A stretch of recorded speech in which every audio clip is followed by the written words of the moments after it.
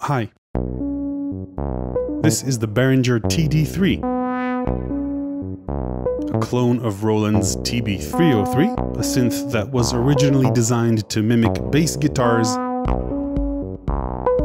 failed commercially, but despite that has now become one of the most iconic monosynths, core to acid music but used in other genres as well.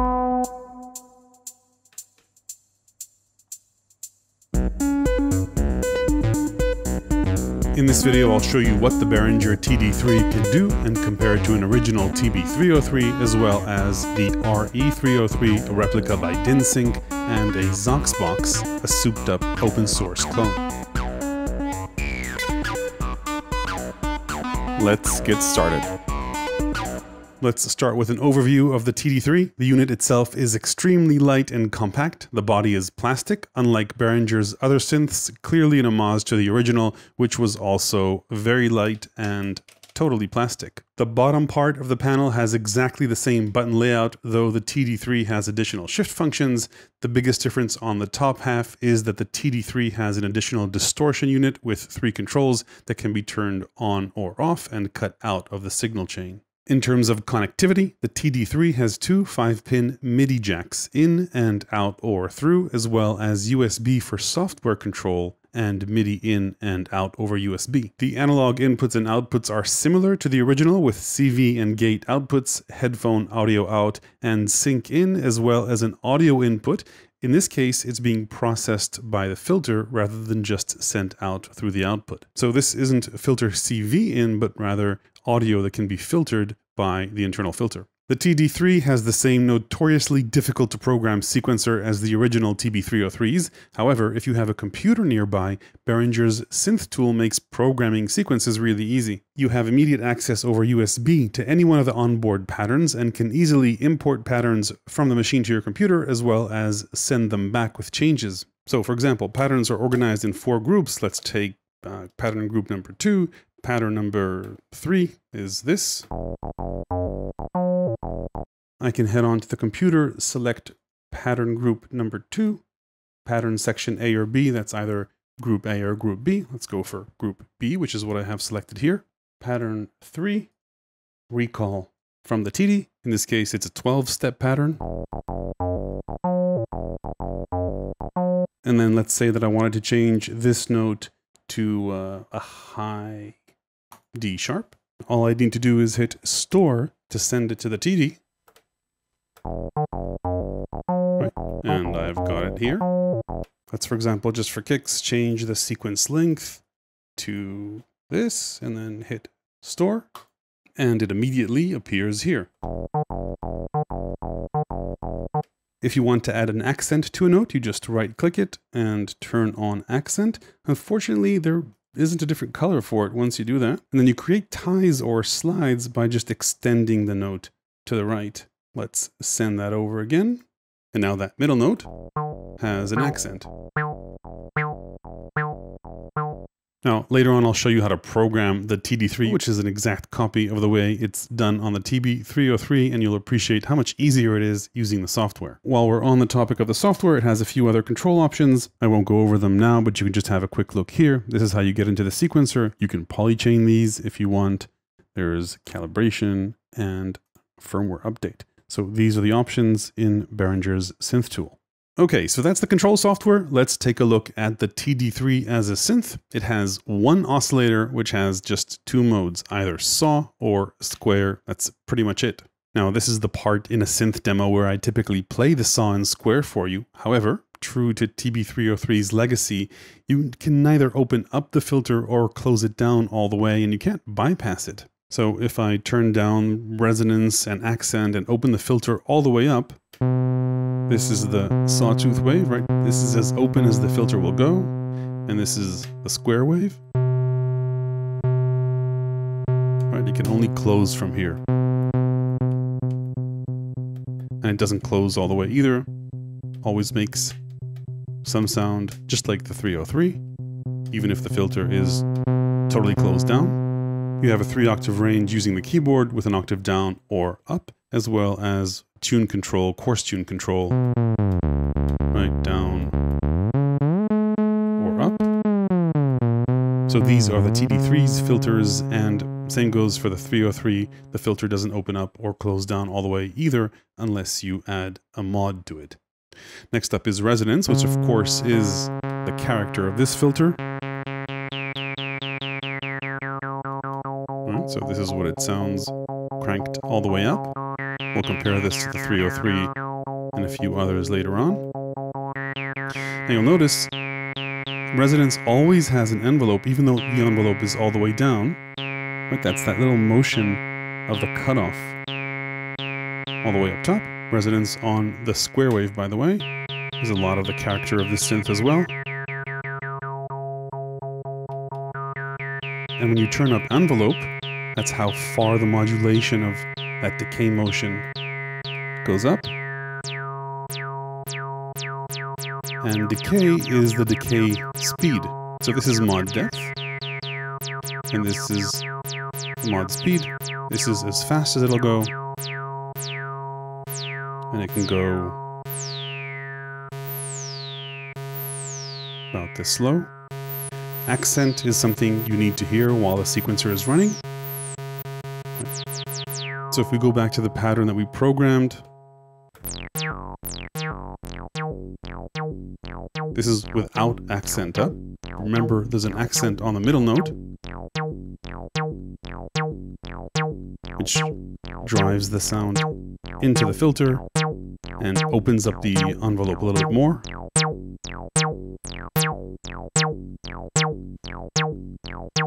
So that is the accent. So up until now, from a sound design perspective, this has been pretty much par for the TB course. Where it departs from its heritage is the distortion section. Let's take a listen to that. All right, so you need to turn that on and turn up level to hear it. And even with zero distortion, you can hear a bit. Let's bring up distortion gradually.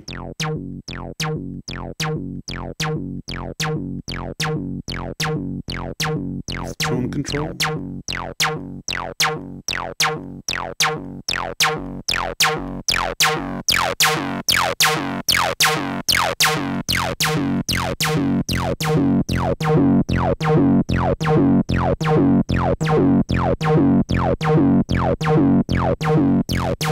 And it is pretty easy to get carried away with this.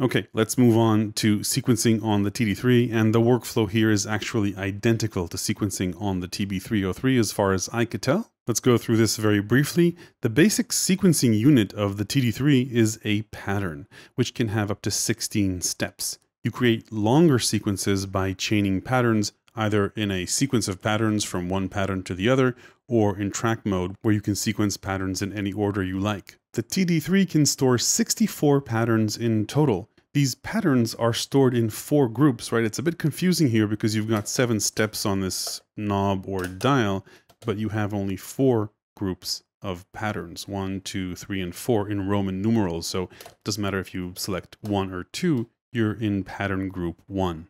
Each pattern group has 8 patterns you can choose from, right? So I can move from this pattern to this pattern, right? And then there are 2 sections of 8. So this is section B, and I can move to section A. Right? So this is pattern 5 in section A. This is pattern 5 in section B, pattern 6 in section B, and say pattern 7 in section A. A couple of features in pattern play mode. You can pitch patterns up or down by holding pitch and selecting the transpose you want. Right, transpose up or down. And you can also chain patterns. So let's say I've got this as a first pattern, and I want to chain from 5 to 6. We'll go from 5 to 6, or chain from 3 to 5. That's how you create simple chains.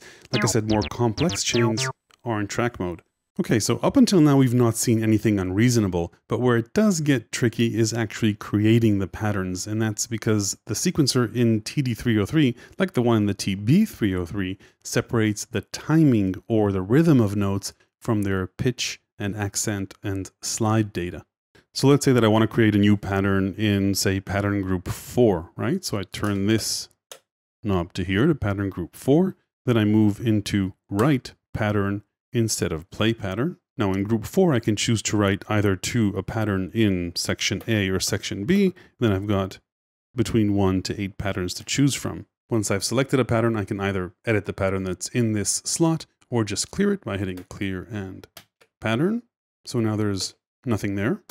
Now by default, the pattern is 16 steps, but you can choose any number of steps you like between 1 and 16 by holding the function button, then clicking step, the number of times you want to have steps in the pattern. So let's say that I wanted a pattern with 4 steps. I'd tap 1, 2, 3, 4, and now I have a pattern with 4 steps. Now if I hit play, still won't hear it because I haven't set the rhythm or timing for it, and I haven't entered any notes for it.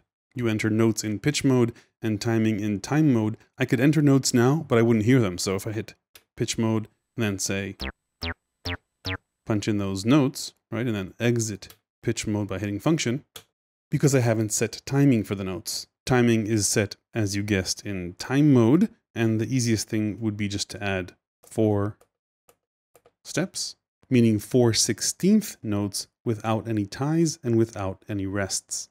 And now if I hit play, that's my pattern. Now each of the steps in this pattern has one of 4 parameters that you can set to it: transpose down or transpose up, and then an accent and slide. You turn these toggles on or off by entering pitch mode again and then stepping through the pattern. 4 steps, go back here. So to edit the steps, I'll go into pitch mode again and then step through them. This is the first step. Let's say I wanted to add a slide here, and then maybe an accent here, and then slide and accent here, then nothing here. Let's check out the pattern now. Okay. Let's say that I wanted to continue and edit it. Go into here again. Maybe I want this not to have a slide and then to go down an octave and have an accent. Next step is this. Let's just have a slide here. Then have this go up an octave with an accent and slide. Why not? Then do that. Let's hear it now. So that's our little pattern. One cool little feature out of all this complexity is the ability to tap in your rhythm. Let me just clear this pattern out. All right, go into time mode, set 16 steps, and it'll just get out of time mode when I'm done with 16 steps. Then program the same notes. Right. So now, if while this is playing, I hit clear, I get this metronome sound, and I can tap in my rhythm.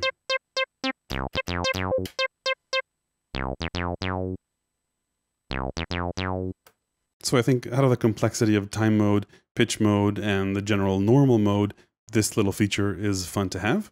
Now, if you can't be bothered to program your own sequences, a nice little feature Behringer added here is the random pattern generator. This doesn't exist in the original. Just hit both of these together and you get a randomly generated pattern. If you don't like it, just do it again.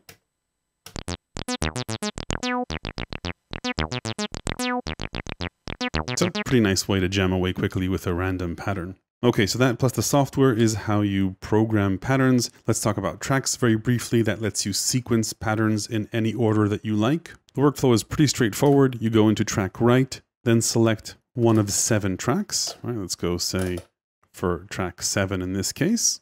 Then hit bar reset and start. So let's say this is my first pattern. I can select any one that I wanted. Let's go for this one and hit next. Right? And I could choose this one again. I could transpose it, by the way. So, and hit next. Now this is just a previous pattern in that slot. Let's select maybe This guy. Yeah. Okay, that's my next pattern. So I can keep doing this with next. Right? And choose this guy again. Then when I'm done, I hit DC, next, and stop. Then if I want to hear this pattern, just hit play, bar reset, and hit play. So that's the series of patterns, including transpositions, that I just programmed. It takes a little getting used to, but ultimately it's not that difficult. Okay, so those are the basics of using a TD3. Now let's compare it to a TB-303, the open source Xox box, and DynSync's RE-303. Let's start with a simple square wave into a wide open filter.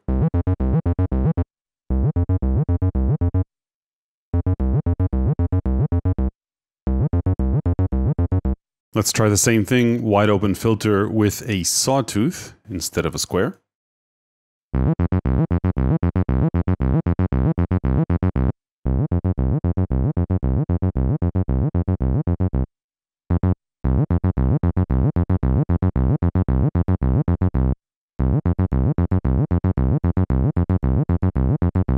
Let's try the same thing with resonance halfway up.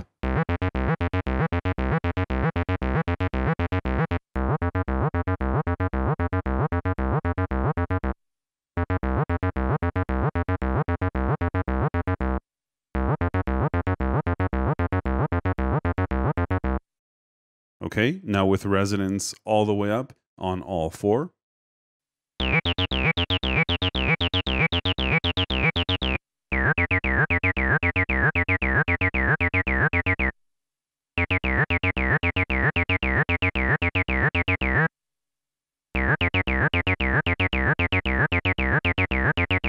Now with envelope halfway up.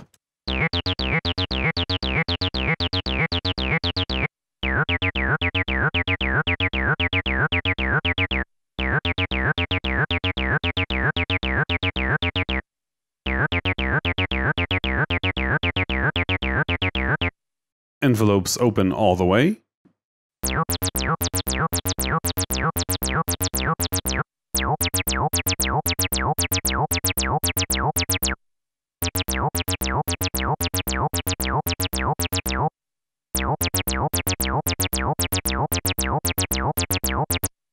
Decay open all the way.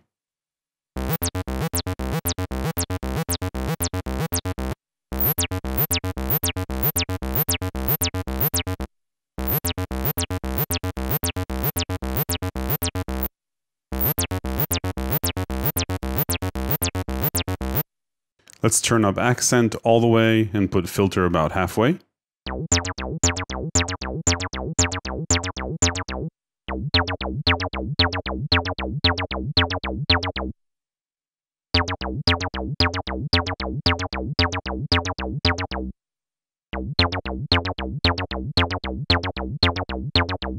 Now with the envelope turned down all the way, let's hear them bark.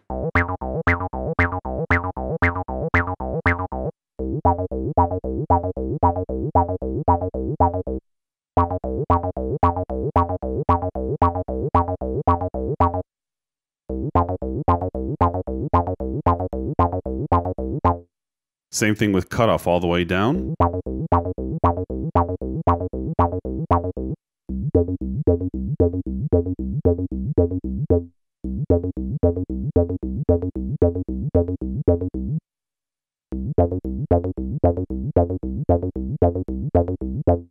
Let's try a filter sweep.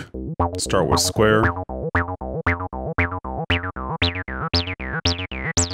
Take a listen to the slight distortion at the peaks. We'll compare this to the TB.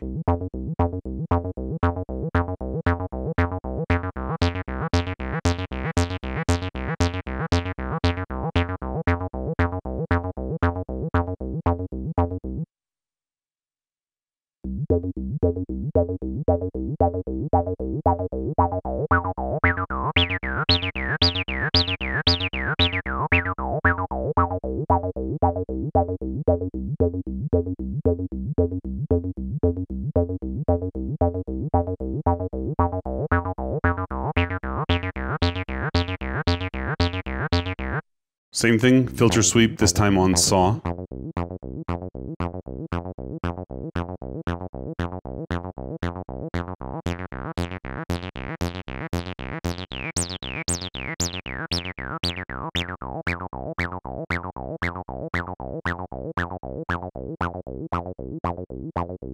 Compare that to peak, resonance, and cutoff on the TB.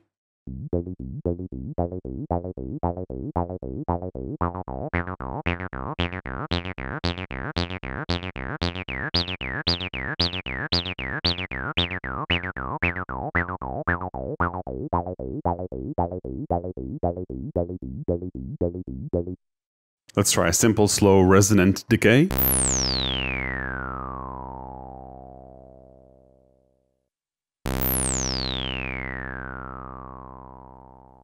The RE-303 and the original TB don't have distortion, but the TD3 and this XOXBOX do. Let's try them out.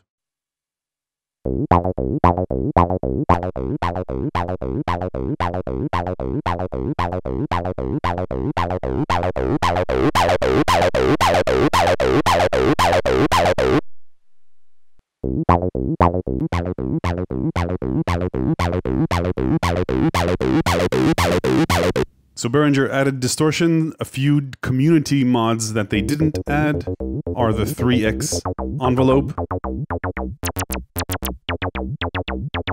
or envelope cancellation when it's all the way down. A feature that allows the VCF to close all the way, which it doesn't on the original. Accent boost.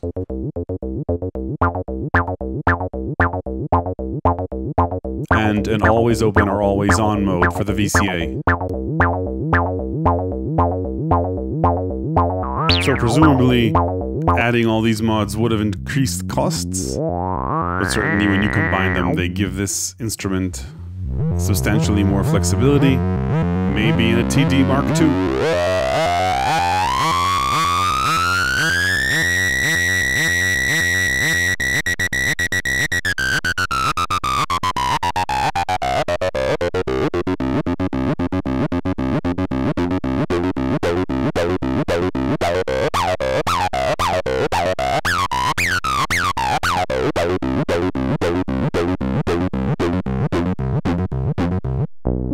Okay, let's summarize. In terms of the comparison, it's important to say, specifically regarding TB-303s, that even the original TB-303s don't sound the same, because if I'm not mistaken, the original components had a variance of around 10% in the values of capacitors and resistors from unit to unit.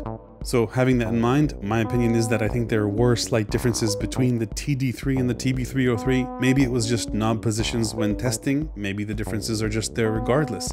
Depending on how sensitive you are, they may be anything from irrelevant nuances to deal breakers. Aside from that, if I had to find more reasons to complain, I'd say that it would have been nice if Behringer went all in on the mod options like those you get in the XOXBOX. That of course may have impacted price. It also would have been nice to have this either battery powered or powered via USB with a power brick. Obviously that may have impacted price as well. On the pros side, for the price that this is selling at, which I understand is around 150 to 200 euros or dollars depending on where you're at, that's about 10% or less of what a vintage TB-303 is going for. And since most of them are coming on 40 years old, you can expect some health issues, so be careful if you do choose to get one. So putting price aside and mojo, which may or may not be important to you, the fun factor of this box is undeniable, and the distortion is a cool and welcome addition. This does come with the sequencing workflow baggage of the 303, but if you've got a computer nearby, programming the TD3 is a breeze, not to mention sequencing it with your DAW over USB and MIDI like I did in the intro piece to this video, as well as what's playing in the background now. If you found the insights in this video useful, you might want to check out my ever-expanding book of electronic music ideas, tips, and tricks, available to the people who support this channel on Patreon. A huge thank you to Isaac from MOE, who both makes XOXBOXes and built the RE-303 you saw before. Also, thanks to RomRes for lending me his TB-303. Links to MOE and RomRes below in the description. Please check them out. Hit like if this was useful. Ring the bell after subscribing so you don't miss the next one. Leave your thoughts in the comment section below. Thanks for watching.